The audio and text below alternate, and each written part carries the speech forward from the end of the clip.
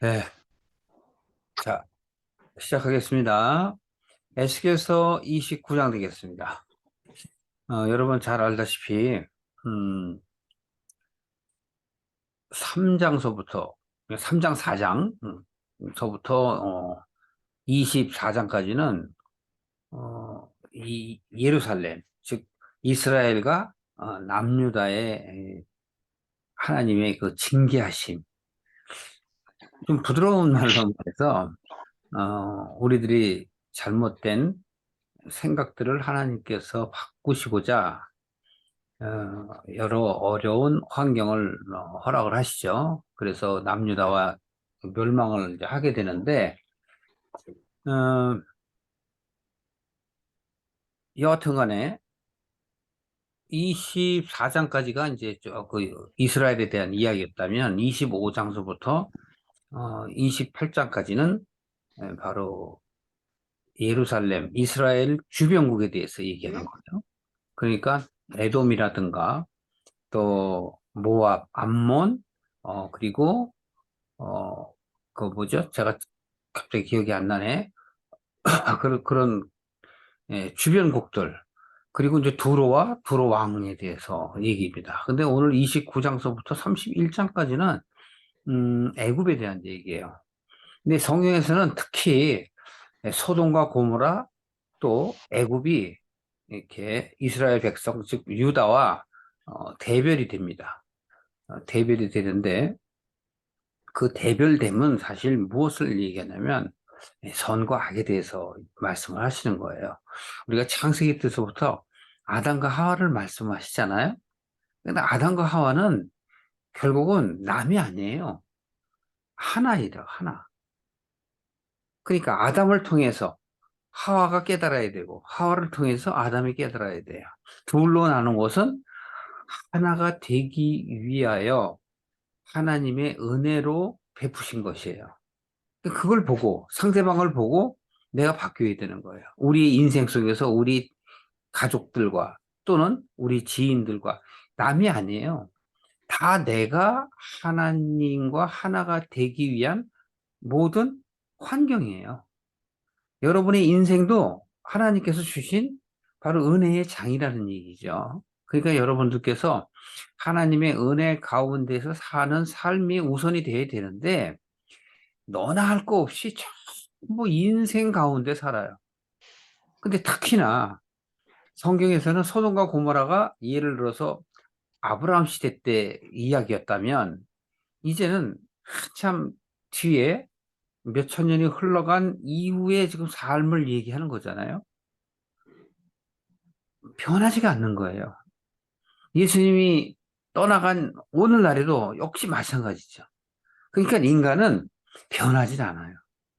그러니까 하나님께서 얼마나 사랑과 자비가 많으신 거예요. 계속 기다려주세요. 끝까지, 끝까지. 음소거 안 되신 분들은 음소거 해주세요.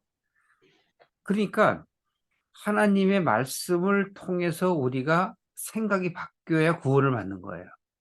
그렇지 않으면 구원 받을 수가 없어요. 지난 시간에 우리는 두로에 대해서 했죠. 경제적인 부국인 두로.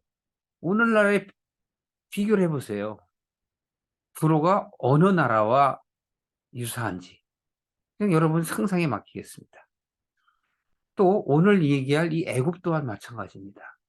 당시 나일강을 어, 자신의 그 환경으로 갖고 있으면서 모든 그 부를 누리는 것이 바로 애굽이었죠. 그런 어마어마한 그러한 환경 속에서 하나님에 대한 그런 생각들이 전혀 없는 그냥 세상의 삶이에요. 그래서 오늘은 29장을 살펴볼 텐데 그냥 이것은 뭐 애굽의 교만이다, 두로의 교만이다. 뭐 그렇게만 보면 성경이 내게 주시는 그 말씀이 너무나 부족해요. 그게 아니고 결국은 다 내 생각이라는 얘기죠. 여러분의 인생, 나의 인생 가운데 하나님께서 어떻게 역사하시는가를 여러분들이 잘 살펴보셔야 합니다. 29장 1절 한번 보시면요. 제10년 10월 11일에 이것은 얘기 뭐냐면 포로로 지금 끌려온 지 여호와긴 왕과 함께 에스겔이 포로로 바벨론에 잡혀왔죠. 10년 10월 12일이라는 얘기예요. 그 전에 우리가 28장에서도 도로 얘기할 때도 마찬가지고 그쪽에 에돔이라든가 암몬이라든가 그런 모압이라든가 그런 나라들이 쭉 있었죠. 25장 보시면은 블레셋이 있었죠. 아까 전에 블레셋이 생각이 안 나서 말씀을 못 드렸는데 그 블레셋이라든가 그 지중해 연안 쪽에 이스라엘이 바로 붙어 있는 나라들을 얘기하는 거예요. 그리고 두로와 시돈 경제적인 부국들을 통해서 얘기해. 그게 경제적인 부국하고 우리 구원하고 무슨 상관이 있냔 말이죠. 그래서 제가 제목도 두로의 부국과 크리스찬의 관계에 대해서 제가 말씀을 드렸잖아요. 그러니까 이것은 나와 내 인생 가운데 살아가는 그 환경 속에서 하나님이 내게 무엇을 말씀하시고자 하는가 하는 그 의미를 찾으려고 하셔야 된다는 걸 다시 한번 말씀을 드려요. 26, 7, 8장에 두로와 두로 왕에 대해서 얘기했잖아요.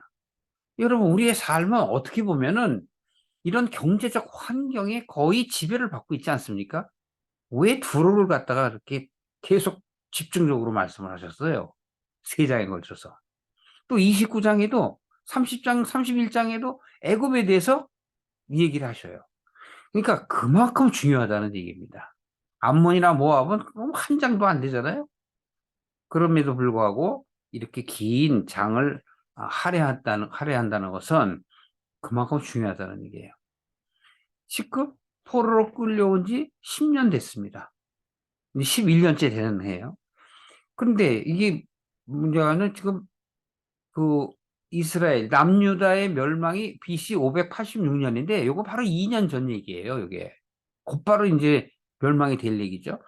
28장 두로도 마찬가지고 다 589년 588년 그 즈음에 지금 에스겔이 환상으로 우리들에게 말씀하고 있거든요. 2절부터 보세요. 본격적으로 봅니다. 인자야 너는 애굽 왕 바로와 온 애굽으로 낯을 향하고 쳐서 예언하라. 이 계속 어떻게 해요? 쳐서 예언하라 그런단 말이에요. 쉽게 하는 게 아니에요. 그러니까 집중해서. 에스겔 참 힘들겠어요, 에스겔이. 근데 하나님께서는 쳐서 예언하라 이렇게. 그 얘기는 뭐예요? 호되게 해라는 거죠. 호되게. 그러니까 그 호되게 한다는 뭐예요? 혹시나 돌릴 자가 있을까 해서 돌이킬 자가 있을까 해서 하나님께서 그렇게 말씀을 하시는 거예요. 여기서 지금 애굽 왕 바로 뿐만이 아니라 거기에 해당되는 즉 애굽 왕에 붙어 있는 그 백성들까지도 다 해당이 된다라는 얘기를 해요. 그지 원래 대상이 누구였어요? 이스라엘이잖아요. 그런데 이 주변국에 대해서 얘기한다는 건 그만큼 두로라든가 애굽이라는 나라가 이스라엘에게 악 영향을 미치고 있기 때문에 예루살렘, 이스라엘, 남유다 다 같은 얘기죠. 하나님의 구원을 받을 자에게 강력한 어떤 포스를 주신 거예요. 새겨 들으라고. 자, 너는 말하여 이르기를 이렇게 말씀하세요. 애굽 왕 바로야 내가 너를 대적하노라. 하나님께서 애굽 왕을 대적하시겠대요. 자기의 강들 중에서 누운 큰 악어다. 누가? 네가 악어로 표현을 합니다. 바로 나일강 얘기죠. 자기의 강들 중에 누운 자기의 강들 중이라고 표현을 해요. 이건 뭐예요? 자기 것이라.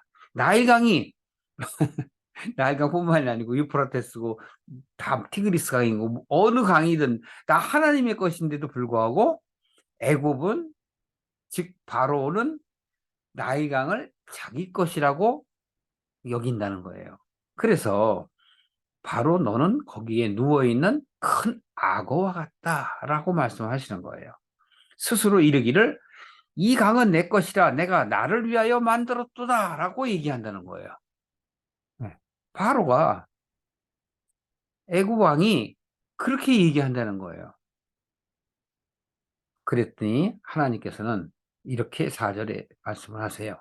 내가 갈고리로 너의 아가미를 꿰고 내 강의 고기로 내 비늘에 붙게 하고 내 비늘에 붙은 강의 모든 고기와 함께 너를 내 강들 중에서 끌어내 너와 내 강의 모든 고기를 들에 던지리니 내가 지면에 떨어지고 다시는 거두거나 몸으로 입지 못할 것은 내가 너를 들짐승과 공중의 새의 식물로 주었음이라. 이 심판을 얘기하시는 거예요. 지금 바다에 있는 것, 지금 이 강을 바다로 표현해도 상관없습니다만, 그러니까 그 나일강을 내 것이라. 근데 나일강이요, 사실은 엄청나게 깁니다. 한 2,400여 킬로 돼요. 우리나라가 서울에서 부산까지가 한 420여 킬로 정도 되잖아요. 400 킬로 정도 돼요. 그러면 6배나 돼. 그러니까 강이 끝이 안 보이는 거예요. 그러니 바로가 어떻게 해요? 뭐 교만이라면 교만이겠지만 자기를 드러내는 거죠. 봐라, 이것이 다 내 것이 아니야. 어? 그러니 나보다 더 위대한, 나보다 더 큰 사람이 누가 있겠느냐? 바로 나 외에는 없느니라라고 얘기한다는 거예요. 그래서 많은 분들이 지금 애굽을 교만의 선봉으로 자꾸 말씀을 하시는 거예요. 교만은 뭐죠? 패망의 선봉이라고 그러죠. 예. 그래서 교만 쪽에 포커스를 맞추는데, 물론 교만하기에 하나님께서 두로든 모압이든 이스라엘이든 다 치시죠. 근데 그것은 원론적인 거죠. 여기서 지금 하나님이 무엇을 말씀하시는가 하는 것은 바로 우리가 지난 시간에 두로에 포커스를 맞췄다면 여기서는 애굽에 포커스를 맞추셔야 돼요. 근데 이 애굽이라 하면 지금 우리가 31장까지 계속 볼 터인데, 이 애굽에 대한 의미는 제가 아까 소돔과 고모라 얘기했죠. 계시록 그 어디야 11장 6절 이하에 보면은 바로 그 큰 성 얘기가 나오죠. 제가 말씀을 많이 해서 잘 아시네. 제가 한번 읽어 드릴게요. 11장 8절부터만 볼게요. 저희 시체가 큰 성길에 있으니 그 성은 영적으로 하면 소돔이라기도 하고 또 애굽이라고도 하니 곧 저희 주께서 십자가에 못 박히신 곳이다. 여기서 요한계시록의 주제는 주께서, 즉 예수 그리스도께서 십자가에 못 박히신 곳이라고 말씀하시는 게 중요한데, 오늘은 애굽이니까. 자, 여기 보세요. 성에 가는 길에 시체들이 질비하게 늘어서 있다. 그런데 그 성은 바로 뭐냐? 소돔이라고 말하기도 하지만 애굽이라고 얘기한다 이거예요. 아셨죠? 애굽. 애굽은 뭐예요? 영적 시체들이 질비한 곳이. 그러니까 이 성이라는 것을, 그럼 하나 더 보세요. 더 보셔야 되겠다. 18장 잠깐 하나 보세요. 이것도 제가 많이 설명이 된 거죠. 요한계시록 18장에 18장 2절 보시겠습니다.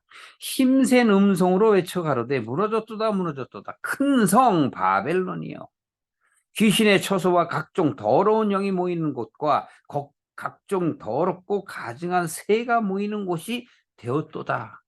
여기서 바벨론을 얘기하지만 소돔과 고모라나 애굽이나 다 마찬가지란 말이에요. 그럼 애굽이 바로 뭐예요? 영적으로 더러운 영이 모여 있는 처소가 되었다라고 말씀하세요.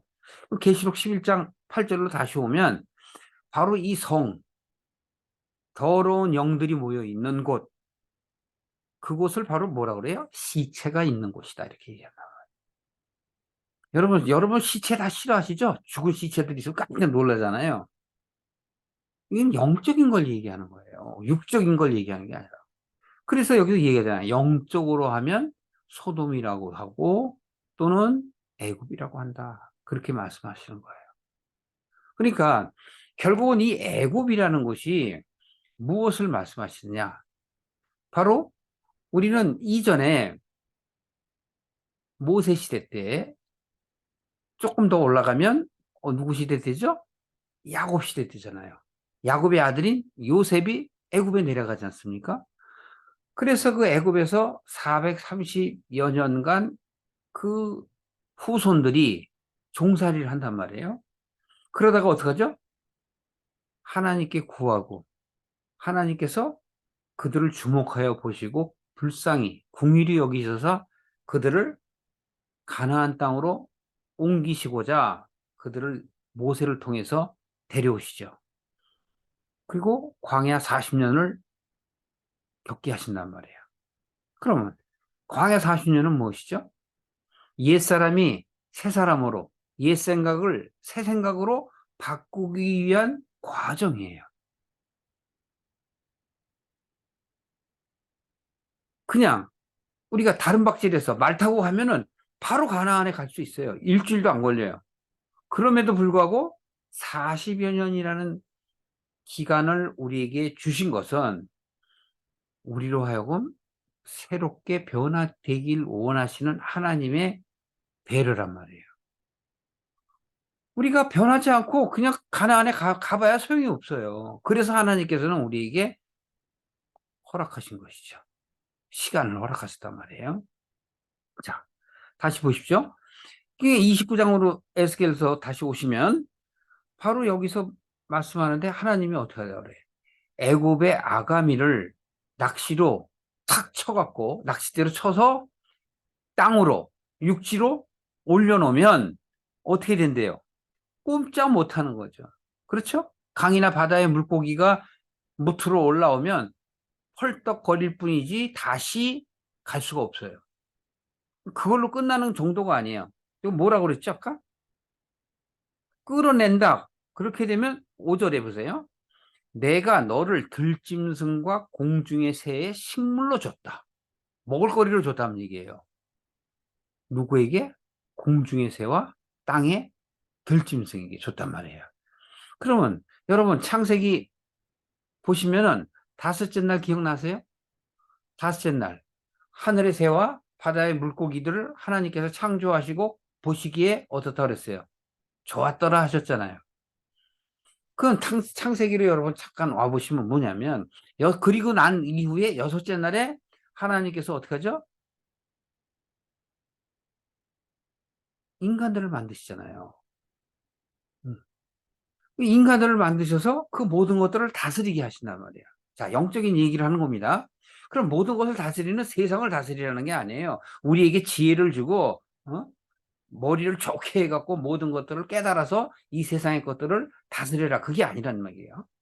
바로 무엇을 얘기하냐면 우리의 사상, 우리의 사고, 우리의 생각, 내가 지금 하나님과 함께 하지 못하고 이 세상에 와 있는 것들을 깨달아 알 수 있도록 하는 거예요.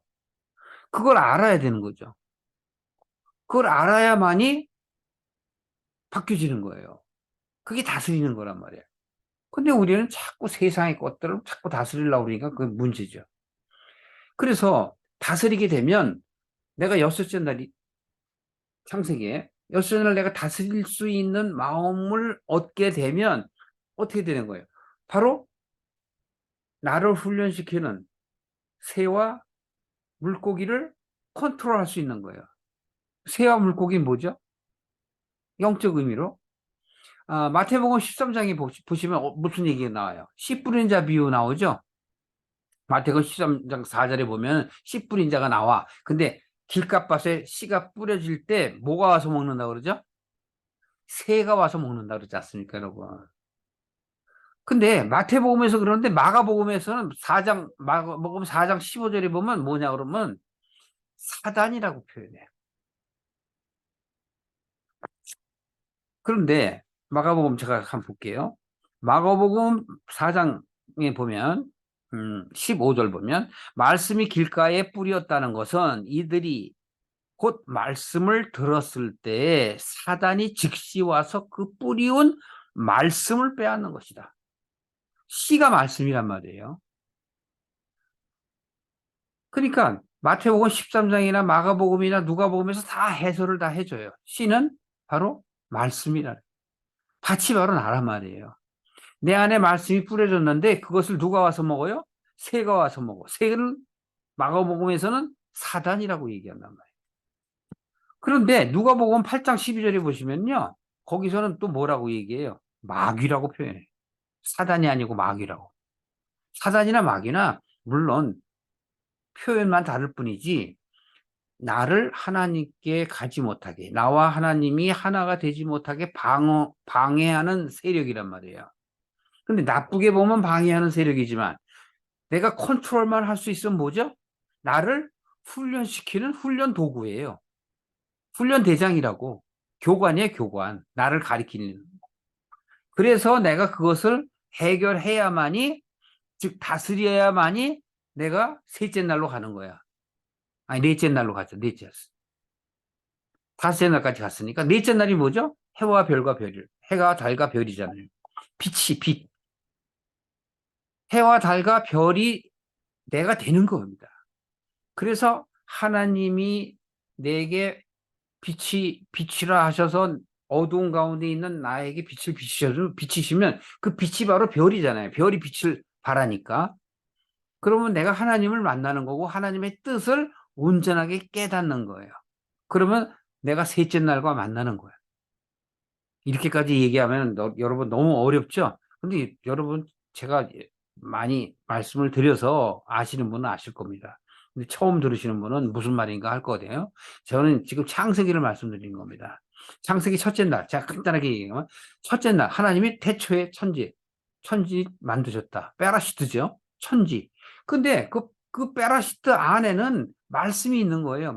말씀이 들어와서 나를 집을 짓는 걸 그걸 페라시트라 그래요. 원어가. 너무 깊게 가면 여러분 더 힘드시니까 그냥 간단하게. 그래서 하나님께서 빛이 있으라 하셔요. 그 첫째 날 빛이 있으라 하니까 그 빛이 어둠을 가르는 거예요.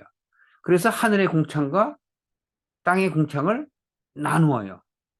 그 나눈다는 건 뭐냐면 나누어지지 않은 어둠 가운데 흑암의 깊음 가운데 있던 나를 드러내시는 거예요.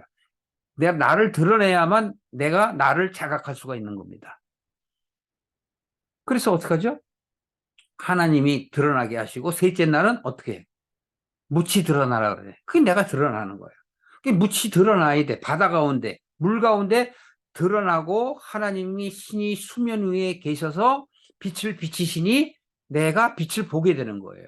그게 셋째 날이야. 그럼 내가 여섯째 날, 다섯째 날, 넷째 날에 빛이 되면 셋째 날에 빛이 묻히 드러나서 빛을 보게 하신 하나님의 뜻이 내게 이루어지는 거란 말이에요. 이게 바로 무엇을 말하냐면 온전한 사고의 전환이에요. 옛사람이 새 사람이 되는 거고 옛 생각을 새 생각을 갖고 있는 사고력이 변환된 걸 얘기하는 거예요. 그때까지는 여러분은 과정이에요. 어떤 사람은 여섯째 날 그대로 있어. 어떤 사람은 다섯째 날 있고. 지금요 애굽 얘기하는 건 몇째 날이에요? 여섯째 날이에요. 컨트롤하라 다스려라 하는 거예요. 근데 다섯째 날 지금 여기서 얘기하잖아요. 너를 갖다 애굽을 갖다가 어떻게 하겠다고 그래요? 육지로 올려서 바다에 있는 걸 육지로 올려갖고 어떻게 해요? 들짐승과 새의 먹이가 되게 하잖아요. 먹이가 되면 다스릴 수가 없잖아요. 내가 다스려야 되는데. 그럼 결과적으로 뭐예요? 네가 다스리지 못하니 너는 그들의 먹이가 될 것이다. 그러니까 내가 다스릴 수 없다는 건 내 안에 힘이 없는 거예요. 힘은 어디서 와요? 힘의 원천은 하나님으로부터 오는 거야. 하나님으로부터 와야 하는데 나의 고집, 내 생각, 그리고 이 애굽, 두로, 그리고 그 이전에 바로 자기들의 지인들, 인척들이잖아요. 에돔이라든가 모압이라든가 암몬, 다 인척들이야. 쉽게 말하면 오늘날 여러분의 가정들이에요. 그 가정에서 내가 보고 배우고 다스릴 수 있는 힘이 생겨야 되는 힘이 없으면 맨날 눌려 사는 거야. 그러니까 나의 생각, 나의 사상은 없어지고 부모의 생각, 부모의 사상이 아이들에게 주입이 되고 세상 것들이 전부 들어가 있는 거예요. 그게 바로 애굽 속성이란 말이에요. 애굽 속성이 들어와 있어. 그러니까 하나님께서 결국은 애굽을 어떻게 한다고? 무트로 드러내서 먹이가 되게 하겠다. 없어져야 돼요, 당연히. 지금 그 얘기를 하는 겁니다. 어느 정도 한 70% 정도는 이제 이해하시겠죠? 자, 그래서 6절 보세요. 공중의 새 들짐승과 공중의 새의 식물로 줬다고 그랬어요. 그랬더니 6절에 보면 애굽의 모든 거민이 지금 아까 그 얘기했죠? 바로의 그 물고기의 그 비늘에 붙는다 그랬잖아. 그 백성들이 비늘이야, 비늘. 그러니까 물고기 한 마리를 여러분들이 연상을 해보세요. 머리가 있고, 그 다음에 몸통이 있는데 몸통이 비늘로 싹 이렇게 덮여 있잖아. 근데 그 비늘이 바로 애굽 백성이라는 거예요. 세상 백성을 얘기하는 거고, 애굽은 세상을 얘기하는 거야. 세상에 속해 있는 자들. 그들을 어떻게 돼? 하나님이 낚시로 꿰서 육지로 버려야 된다고. 빠져야 돼. 내 안에 이 애굽이 물고기가 없어져야 돼. 말씀 이제 아셔서 좋겠는데 이해가 되실려나 모르겠네. 그래서 지금 그러는 거예요. 애굽의 모든 거민이 나를 여호와인 줄 알리라. 없어져야 알지. 못 알아. 알 수가 없어요. 애굽은 본래 이스마엘 족속에게 어떻대요? 이스라엘 족속에게 갈대 지팡이. 애굽이 갈대 지팡이라는 거야. 근데 환경적으로는 무엇이냐면 바로 이스라엘이 남쪽에는 애국 강대한 나라가 있었죠. 그 다음에 서안으로 즉 지중해 서안 쪽으로는 바로 위에서 시돈, 두로 그리고 암몬 그 근처에다 있잖아요. 이스라엘을 둘러싸고 북쪽으로는 또 아시리아가 있죠. 그 옆에는 또 뭐 있어요? 바벨론이 있죠. 바벨론 위에는 또 뭐가 있어요? 페르시아가 있죠. 예. 그러니까 아시리아나 지금 이렇게 여러 가지 그런 잡다한 나라들은 전부 아수르한테 망했고 아수르는 또 바벨론에게 망하고 바벨론은 또 나중에 메데 파사 그 페르시아거든요. 페르시아에게 망하고. 근데 그들은 다 하나님의 도구로 사용돼요. 무슨 도구? 이스라엘의 눈을 뜨게 하는 도구로. 근데 이스라엘이 눈을 떠요, 안 떠요? 안 떠요. 계속 감고 있다니까. 하나님에 대해서는 감고 세상에 대해서는 눈을 뜨고 여러분이 세상에 대해서 죽어야만 돼요. 그래야 하나님의 향하여 나아갈 수 있는 눈이 떠지고 힘이 생기는 거야. 그전에는 힘이 전혀 없어요. 그러니까 다스려야 될 걸 다스리지 못하고 어떻게 돼요? 도리어 정복당하는 거야. 그래서 그 정복당하는 걸 지금 나타내는 거예요. 현재 그렇다는 것이죠. 그래서 7절에 그들이 너를 손으로 잡은 즉 내가 부러져서 그들이 모든 어깨를 찢었고 그들이 너를 의지한 즉 내가 부러져서 그들의 모든 허리로 흔들리게 하였느냐. 그러니까 세상 속에 빠져갖고서 술 취한 자처럼 비틀거리는 거예요. 성경에서 술 취하지 말라 그러면 뭐 바깥에 술 먹는 거예요, 이게. 한국에서나 술 얘기하는 거예요. 그거 전혀 상관이 없어요. 그러니까 복음이 들어가면 그 나라에 맞게끔 하는 거예요. 예를 들어서 미국에 가면 마약하지 말라. 한국에 오면 술 먹지 말라. 담배 피지 말라. 이런 식으로 하는 거예요. 구원하고 전혀 상관없는 거예요. 그 나라에 맞게끔 어떤 우리의 인성을 고치기 위한 어떤 하나의 방편으로 해석을 하면 되는 거예요. 여기서도 그러잖아요. 그렇게 행하지 못하면 취하는 거야. 세상에 취해 있어. 8절 보세요. 그러므로 나 주 여호와가 말하노라 내가 칼로 내게 임하게 하여 내게서 사람과 짐승을 끄는즉 보세요. 칼은 뭐죠? 하나님의 심판의 도구예요. 여러분 노아의 방주 때도 홍수 즉 물로 심판하시잖아요. 소돔과 고모라 때는 뭘로 심판하셨어요? 불로 심판하시잖아요. 여기선 지금 뭘로 심판하신대요? 칼로 심판하셔.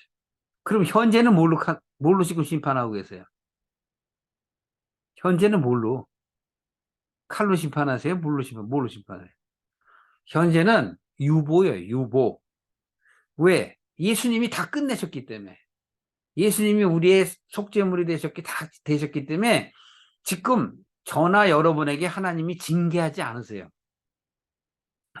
각자의 인생 가운데 어려운 환경을 주셔요. 근데 하나님이 나를 칼로 치지 않으신다고.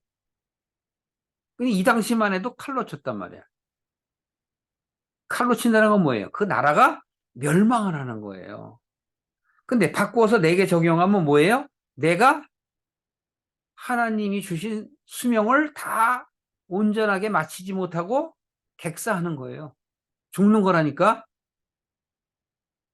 내가 하나님이 준 그 수명을 다 마칠 때까지 내가 변화돼서 하나님과 하나가 되는 마음을 가져야 되는데 계속 내 주장만 하고 애굽 안에서, 그 전에는 모압 안에서, 암몬 안에서, 소돔 안에서, 어? 고모라 안에서 계속 헤매다가 예수님이 오시기 전까지 헤매는 거예요. 예수님이 안 오시면 우리에게도 뭘로 칼로 임할지 뭘로 임할지 모르죠. 여러분 지금 조금 더 보세요. 그런데 여기 칼로 임하게 하여 내게 뭘 끊으신대요? 사랑과 짐승을 끊어. 여기서 사랑과 짐승은 뭘까요? 이게 환경이야, 여러분. 어떤 사람에게는 사랑 같은 사람이 여러분을 인도할 때가 있고, 어떤 사람은 짐승 같은 사람이 와갖고 여러분을 인도할 때가 있다니까. 여러분의 삶 속에서. 그래서 근데 하나님이 그러한 기회조차도 어떻게 하냐? 애굽한테는 끊어버린다는 거예요. 노아 때도 그렇듯이 바로 이스라엘의 멸망할, 즉 남유다의 멸망 시대 때에도 하나님께서는 애굽을 멸하시겠다고 그래요. 그리고 멸해야 돼만 돼. 나의 악한 것들이, 나의 세속적인 것들이, 나의 육적인 것들이 없어져야만 돼. 근데 그걸 알아야 뭐든지 하나님의 말씀이 깨달아져서 그것이 아멘으로 내 속에서 우러나와서 하나님의 울림이 돼야 돼, 하나님에게. 그게 11조라니까요. 딴 게 11조가 아니에요. 여러분이 깨달아야 11조가 드리는 거야. 깨닫지 못하면 11조를 드릴 수가 없어요. 하나님이 왜 11조를 나보고 내려요? 여러분에게 왜 내라고 그래요? 그거는 너의 마음을 하나님께 보이려는 거예요. 여러분이 세상에 빠져 있으면 아무리 여러분들이 교회에 앉아 있다 할지라도, 모임에 있다 할지라도 전혀 귀에 안 들어온다니까. 뭔 얘기인지 몰라. 무슨 말씀이신지 몰라. 갈망하는 마음이 있어야죠. 여러분의 가치가 어디 있냐 이거예요. 물론 저나 여러분이 온전해져 있진 않아요. 그러나 눈이 떠지면 그 길로 빛을 향해서 나아가죠. 한 걸음 두 걸음 나아간다고. 여러분이 죽는 그 순간까지 진전되어 나가는 거예요. 근데 옛 생각, 옛 사람이면 벗어나지 못하면 그냥 그대로 있는 거라니까. 그게 바로 애국 땅이야. 그래서 우리가 하나님의 말씀을 볼 때, 하나님께서 왜 이렇게 두로에 대해서 말씀하시고, 애굽에 대해서 왜 이렇게 말씀하시는가를 생각하면서 말씀을 봐야 성령께서 깨닫게 하신단 말이에요. 여기서도 지금 사람과 짐승을 끊는다 그러니까, 뭔 소린가? 이건 나의 이루어지는 내 인생 가운데 여러분의 각자 다 달라요. 이게 어떤 사람과 어떤 짐승인지. 9절 보세요. 애굽 땅이 사막과 황무지가 되리니 그들이 나를 여호와인 줄 알리라. 내가 스스로 이르기를 이 강은 내 것이라. 내가 만들었도다 하는도다. 애굽 왕이 아까 그랬다고 그랬죠? 나일 강이 자기 거라고. 그러니까 내가 뭐 예를 들어서 이런 거예요. 부귀, 명예, 어? 돈 이런 거 좀 생겼다고 해갖고 야 하나님의 은혜다 해갖고서 뭐 박수 치고만 그래. 하나님 모르는 사람은 그나마도 안 하지만 그래도 교회 뭐 몇십 년 갔다 그러면 하나님이 도와주셔서 이렇게 내가 잘 살게 됐어요. 내가 이렇게 크게 됐어요. 하나님 감사합니다. 할렐루야. 심지어는 공을 차서 꼬랑골 들어가면 하늘을 향해서 손을 들고 이러잖아. 무릎 꿇고 기도하는 사람도 있고. 이게 다 초보 신앙이에요. 몰라서 그래. 하나님 구원과 상관이 없는 일이야. 그러나 그렇게 하면 크리스찬들이 보기에, 기독교인들이 보기에 보기 좋겠지. 그리고 그렇게 하는 것이 하나님께 영광을 돌리는 것으로 생각을 하니까. 많은 사람들이 다 그렇게 생각을 하니까 그게 삶에서 볼 때 좋아 보이죠. 근데 구원하고는 그 상관이 없는 일이라니까. 하나님이 여러분들에게 사업이 잘 되게 하고, 어? 명예가 많게 하고 지식이 많게 하고 뭐가 잘 되게 하는 것이 여러분 구원하고 무슨 상관이 있어요. 어떤 사람은 그걸 해갖고 자기가 교회를 짓고 막 선교를 하고 하나님이 일을 하겠대. 아유, 언제 하나님이 그거 하라고 그랬어요. 착각하지 마세요. 그래도 그걸 깨달으면 다행이야. 자기의 의의만 드러내는 거야. 욕심하는 거야. 내가 이렇게 잘했죠? 어때요? 예쁘죠? 애기. 수준이 그 정도밖에 안 되잖아요. 하나님이 지금 말씀하시잖아요. 너 애굽이란 네가 나일강 그렇게 응? 2천 한 400km 정도 되는 그 어마어마한 그 은혜의 강이잖아요. 그게 강이 있어야 옛날에 다 농경사회에서 다 먹고 살았으니까. 그러니까 그게 다 내 거다라고 얘기한다라는 거야. 오늘날 여러분들이 잘 되면 뭐가 좀 잘 풀리면 응? 심지어 예를 들어서 여러분이 돈 좀 생겼다, 명예가 좀 생겼다, 뭐가 좀 생겼다, 자기를 좀 세상에 알아준다 그래갖고 어? 기고만장까지는 안 하지만 기뻐하는 사람들 착각하지 마세요. 그걸 내 거라고 착각하지 말라고. 그러니까 또 하나님이 또 도와주셔서 그렇게 해서 그렇다. 아이고 착각하지 마세요. 열심히 하면 다 되는 거예요. 그건 누구는지. 착각하지. 그러므로 내가 너와 내 강들을 쳐서 하나님이 쳐버린대요. 왜? 구원하고 상관이 없으니까. 하나님의 뜻과는 상관이 없으니까 하나님이 다 쳐요. 어떻게 쳐? 죽음으로. 여러분 죽을 때 하나라도 갖고 가는 거 있냐고 제가 전번에도 말씀드렸죠. 노자 한 푼 못 갖고 간다니까.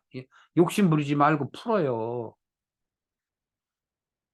애굽의 땅 믹돌에서부터 수해내 즉 곧 구스 지경까지 황무한 황무지 곧 사막이 되게 하리. 하나님이 다 뺏어 버린대요. 좋은 환경을 다 없애버리신다잖아요. 황무지가 되게 하리라. 황무지. 요엘서 3장 19절에 보면 요 얘기가 나와요. 애굽을 황무지가 되고 에돔은 황무한 들이 되게 하리라. 요엘서 3장 19절에 보면 나와요. 왜 그렇게 해요, 하나님이? 유다 자손들에게 강포하게 한 그 악한 행위, 그 무죄한 피를 흘렸기 때문에 바로 황무지로 만드는 거야. 근데 여기서 지금 제가 말씀드린 거, 강포를 행했다. 그래갖고 무죄한 피를 흘렸다라는 얘기는 유에서 3장 19절 얘기인데, 거기서 뜻하는 바, 이 무죄한 피 흘림이나 강포를 행했다는 건 뭐예요? 애굽이, 두로가, 모압, 암몬, 블레셋들이, 그게 무슨 얘기예요? 성경에서는 이스라엘 자손과 전쟁을 하고 그걸 쳤지만 영적으로 얘기하면 뭐냐면 내가 하나님께 가야 할 생각들을 막은 거예요. 세상의 육적인 생각으로 바꿔버린 거야. 오늘날의 세상이 그래요. 여러분도 바로 자식들을 잘 키워야 하는데 여러분들이 지금 다 뭘로 만들어요? 자기도 하나님의 나라에 가지 않고 막아서서 내 자식들까지도 하나님 나라에 못 가게 하는 거예요. 여러분들 세상에 교육시키는 게. 그렇다면 여러분들이 잘 집에 와서 잘 시켜야지. 뭘 가르치시는 건데요? 12절 보세요. 내가 애굽 땅으로 황무한 열국같이 황무하게 하여 애굽 성읍도 사막이 된 열국의 성읍같이 40년 동안 황무하게 하고. 여기서 보세요. 몇 년 동안? 40년 동안. 뭐가 연상이 되죠? 제가 모두에 말씀드린 출애굽 때 40년이 연상이 됩니까? 이 기간이 있어야 된다니까요. 애굽 사람들은 각국 가운데로 흩으며 열방 가운데 해치리라. 결국은 자기 자신의 여러 가지 어려운 환경을 통해서 깨달아져야 되는 걸 말씀을 하는 거예요. 그래서 13절에 하나님께서 이렇게 말씀하십니다. 40년 끝에 내가 만민 중에 흩은 애굽 사람을 다시 모아내되 애굽에 사로잡힌 자들을 돌이켜 바드로스의 땅 곧 고토로 돌아가게 할 것이라. 그들이 거기서 미약한 나라가 되되. 그래서 역사적으로 결국은 애굽이 멸망을 하되 조금 남죠. 잔존국. 구로도 마찬가지잖아요. 구로도 완전 망하게 했으나 몇천 명 정도 남는 아주 소국이 돼. 그 얘기는 뭐냐면 우리들이 인생을 살아가면서 먹고 살 정도는 하나님이 책임을 지시는 거야. 근데 네가 그 먹을거리, 이 세상의 것들만 자꾸 쫓아가는 것은 우선순위가 달라. 네가 나에게 달려와야지. 지금 어디로 달려가느냐. 지금 그 말씀을 하시는 거예요. 온전히 우리를 죽이진 않으신단 말이에요. 애굽에 사로잡힌 자들을 돌이켜서 고토로 돌아가게 한다 그래. 옛 것으로. 나라 중에 지극히 미약한 나라가 되어 다시는 열국에 스스로 높이지 못하리니 내가 그들 중에 감하여 다시는 열국을 다스리지 못하게 할 것입니다. 여기서 보세요. 다스리지 못하게. 누구를? 이스라엘을, 남유다를, 유다 자손을 다스리지 못하게. 누가? 애굽이. 애굽은 영적으로 뭐라 그랬죠? 세상이잖아요. 세상이 나를 다스리지 못하게 해. 그럼 이제는 어떻게 해야 돼? 내가 다스려야지. 그죠? 내가 다스려야 돼. 그래야 내가 다섯째 날로 올라가는 거야. 다스리는 게 다섯째 날이라니까요. 바로 새와 물고기 짐승들이란 말이에요. 그걸 다스려야 내가 셋째 날로 넘어가. 그래서 뭐가 돼요? 별이 된다니까.